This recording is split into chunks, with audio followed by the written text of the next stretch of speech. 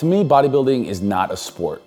The reason I say it's not a sport is because you're not actually participating against somebody else. The competition, even though there's a winner and a loser, the competition is always against you.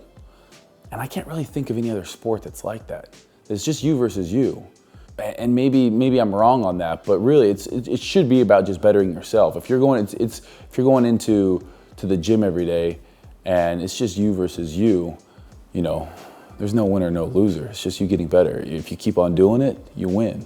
And if you don't, you lose. For me, it's more of an art. A lot of people would probably disagree with me on that, but I think bodybuilding is more of an art because you're taking a body and you're saying, I want to add this to it, or I need more of this. I want, bigger upper pec. And you're going into the gym and you're training with purpose to get those things. It's all based on looks. There's really, at the end of the day, it's just how you look compared to how somebody else looks. And again, just like beauty pageants, it's subjective. Beauty's in the eye of the beholder. And I think that, when you're on top, the majority of people would probably agree that you have the prettiest, or, in bodybuilding, it might be the most powerful physique or the most muscular physique, but there's such a wide range there. I became pro in men's physique in 2011. And I was the third men's physique pro ever. It's different from bodybuilding that we're wearing board shorts.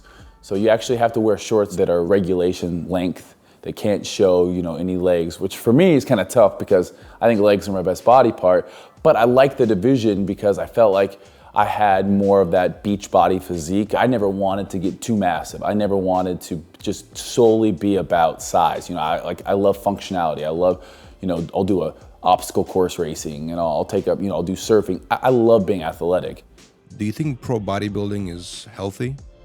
I don't think the last month surrounding a show is healthy. I'll say that. But just like I don't think running a half marathon is healthy. I don't think CrossFit's healthy. You're pushing yourself to a very unhealthy place, cutting out water, cutting out calories to a level that your brain isn't functioning at its highest capacity. So I would say the last month of a bodybuilding show, I don't think it's healthy. And this is maybe where bodybuilding is a sport, is because you're pushing yourself to the limit. And in anything that you do, the people that are the best are usually people that can really withstand living in those extreme conditions.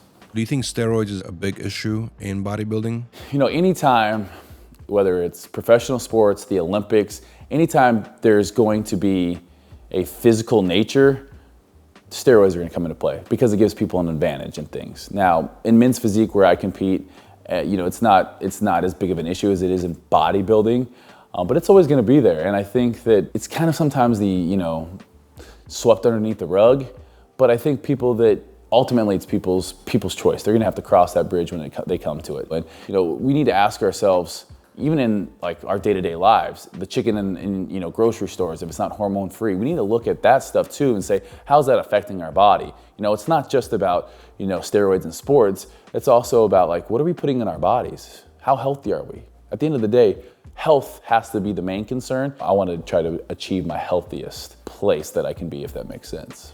Why did you leave the stage and stop competing? Just because I lost some love for it. I felt like I had, I competed at the Olympia twice, and for me it was about seeing what else was out there, and I wanted to concentrate on some other things. Like I said, when you compete, it's a very selfish thing.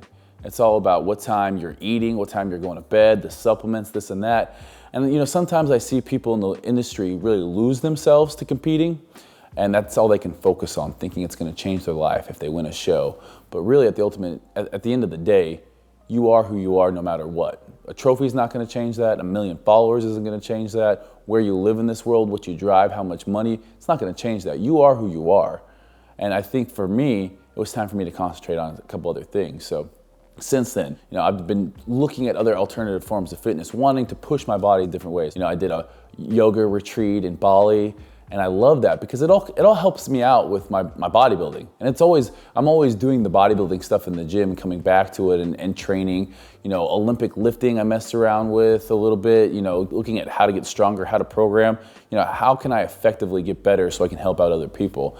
And for me, I'm getting the itch to step back on stage though. Where do you think the sport and the industry is heading? I think the future of the sport and of the industry is going to go more scientific. You know, you'll always see the pendulum swing one way or to another. You know, bodybuilding, hardcore bodybuilding in the 90s was, you know, when I started getting into, you know, the magazines, it was Dorian Yates, it was Ronnie Coleman. There was nothing like, you know, men's physique around at that time.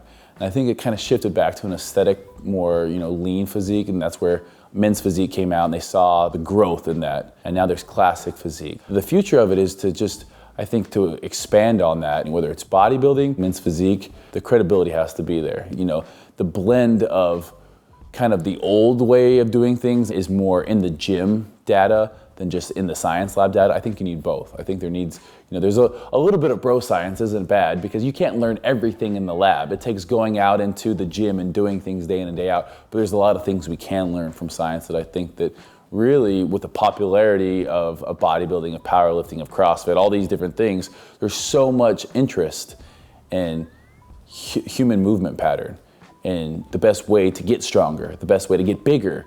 You know, if I'm training for hypertrophy, am I gonna get stronger and vice versa? They're two very different things. So, you know, with all these different sports and elements and the way you can move your body, we're only getting better at understanding bodybuilding, at understanding how to get stronger and all these different things. So I think it's great for the sport, and that education is only gonna get better.